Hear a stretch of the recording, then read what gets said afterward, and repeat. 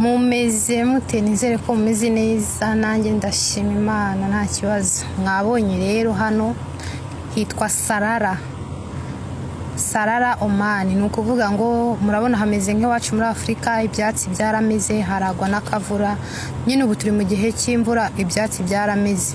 Ni ukuvuga ngo abantu mu mijyi itandukanye ya Muscat, imijyi yose baramanuka muri kino gihe, bakazana n'imiryango yabo yose, bakamera nk'abimutse, bakaza kuruhukira Salalah, bakareba ibyatsi, bakifotoza, bakareba n'imvura, kubera ko Muscat usanga nta mvura ihagwa. Nyine ni ukuvuga ngo muri kino gihe nyine hameze nk'iwacu. Ubundi ubusanzwe aba ari ubutayu, nta katsi na kamwe wabona.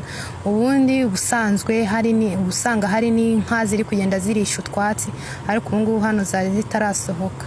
Nyine inka zihagaze ziri kurisha, ubona ari ibintu byiza, cyangwa ihene ewana kabisa.